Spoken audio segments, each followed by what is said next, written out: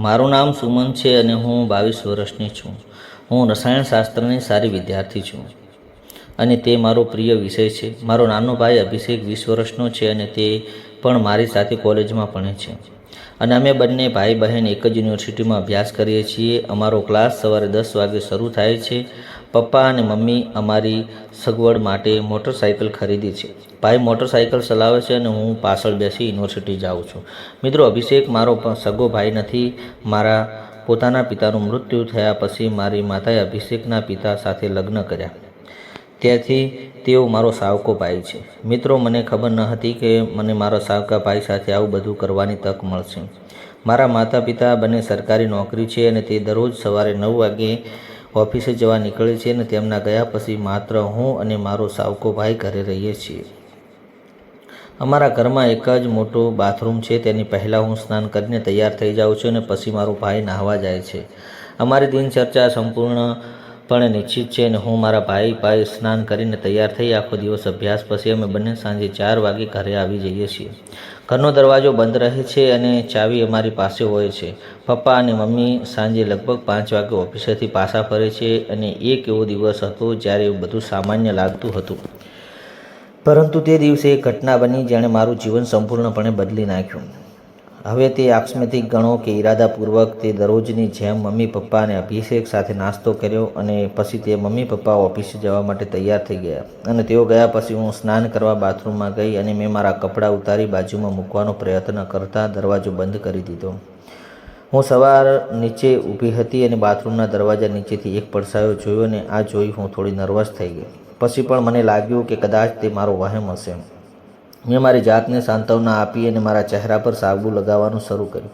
પછી ફરીથી મેં બાથરૂમના દરવાજા નીચે એક પડછાયો ખસતો જોયો અને મને સમજાયું કે કદાચ કોઈ મને દરવાજાની બીજી બાજુથી સ્નાન કરતા જોઈ રહ્યું છે.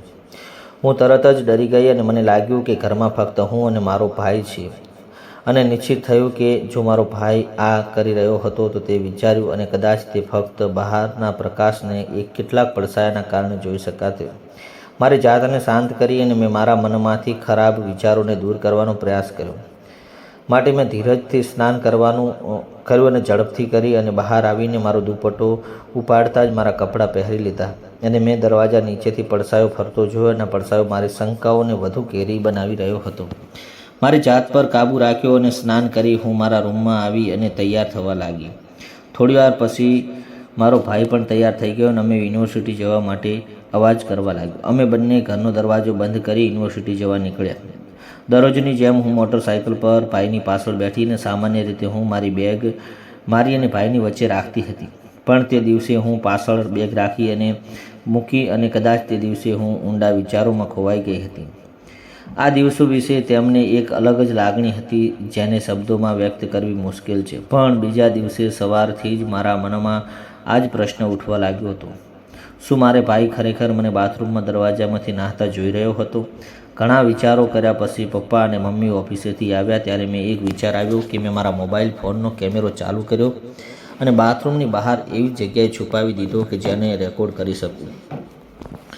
મેં કેમેરો સેટ કર્યો અને બાથરૂમમાં ગઈ અને તે જોવા માટે કાંઈ નહીં. દરવાજા નીચે જોયું અને તે અંદરથી દરવાજો બંધ કર્યો. તરત જ હું સ્નાન કરવા લાગી. મારી નજર ફરી દરવાજાની નીચે પડછાયા પર પડી. એકવાર મને ખાતરી થઈ ગઈ કે જે પણ છે તે કેમેરામાં કેદ થઈ ગયો હશે.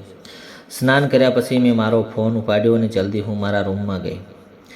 એક સારો વિડીયોનું રેકોર્ડિંગ જોયું અને મારી આંખો પહોળી થઈ ગઈ હતી. હું માની શકતી નહોતી ખરેખર આવું બન્યું હશે. મારું મન વ્યગ્ર હતું અને આ પછી મને મારો મોટા ભાઈ મોટરસાઇકલ બેસી યુનિવર્સિટી જવા નીકળ્યા. ત્યારે મેં મારા ભાઈની પાછળથી પકડી લીધો અને રસ્તામાં તેણે પૂછવાનું શરૂ કર્યું, શું થયું, આટલી સખત કેમ પકડે છે?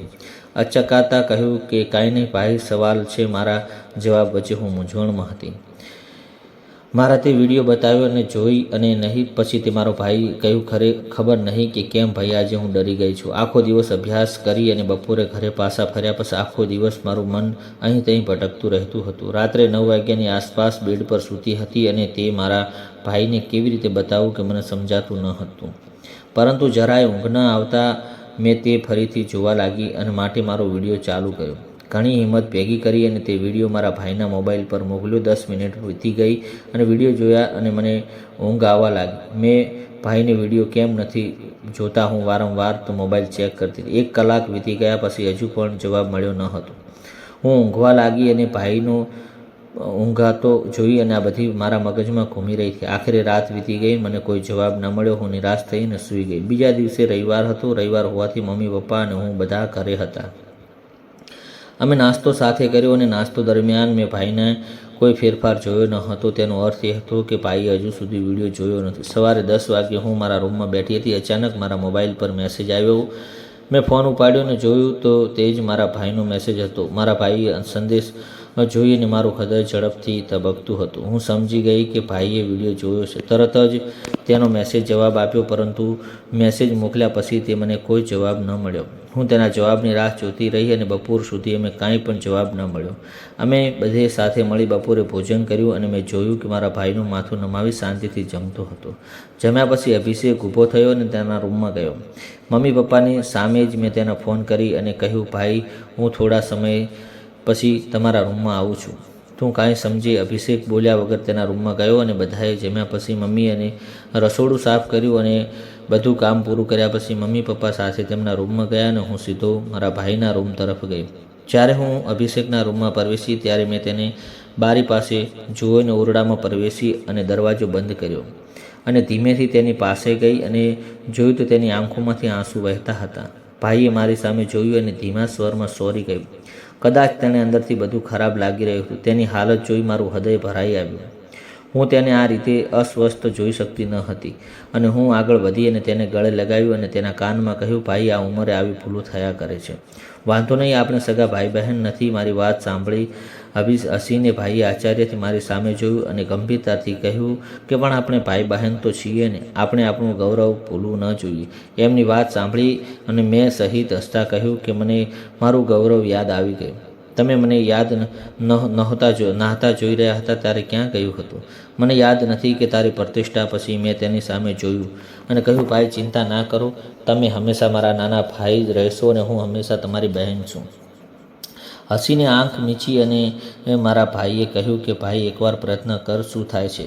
હું કાલે સાંજે તારી રાહ જોઈશ. આટલું બધું કહી હું તેના રૂમમાંથી બહાર આવી અને તેને આશ્ચર્યથી મારી સામે જોઈ રહ્યો હતો.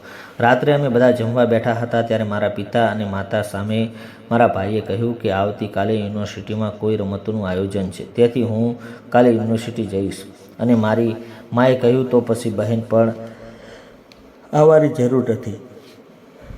પપ્પાએ અભિષેકને પૂછ્યું કે તમને કોઈ રમતમાં રસ નથી? અભિષેકે કહ્યું, હા પપ્પા, મને બેડમિન્ટનમાં રસ છે, પરંતુ ત્યાં બેડમિન્ટનનું આયોજન કરવામાં આવ્યું નથી. કેટલીક નાની શાળાઓમાં ખેલાડીઓ તેની પ્રેક્ટિસ માટે ત્યાં આવ્યા છે. પપ્પાએ જવાબ આપ્યો, ઠીક છે, તો પછી અમે બંને કાલે ઘરે રહીશું. ને અભિષેક તરફ જોયું અને અળું સ્મિત આપ્યું. બીજા દિવસે મારા પિતાએ મને માતાને ઓફિસે ગયા અને અભિષેકના રૂમમાં ગઈ. ત્યાં પલંગ પર પડેલો મળ્યો અને મારા ભાઈએ પૂછ્યું કે આજે ક્લાસ જવાના બદલે આખો દિવસ ઘરે રહેવાનો છે, કેમ પ્લાન કર્યો?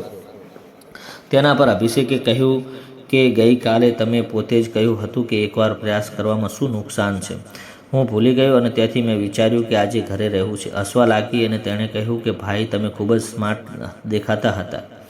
મહાન મર્યાદા વિશે વાત કરતાં અમે આજે બધું જ કહી દીધું. તેને ચીડવવા માટે ગુસ્સેથી હસ્યા અને મારી પાછળ દોડ્યો. મને પકડી લીધી અને તેણે કહ્યું, સુમન, તે બિલકુલ સાચો છે. અમે ભાઈ બહેન છીએ. એકવાર પ્રયાસ કરવામાં શું નુકસાન નથી. તેણે મને તેના બેડરૂમમાં લઈ ગઈ અને તમામ મર્યાદાઓ તોડી નાખી. અભિષેક ભાઈએ તેના મોબાઈલમાં વિડીયો બનાવી રાખ્યો અને તે મને સતત 4 વાર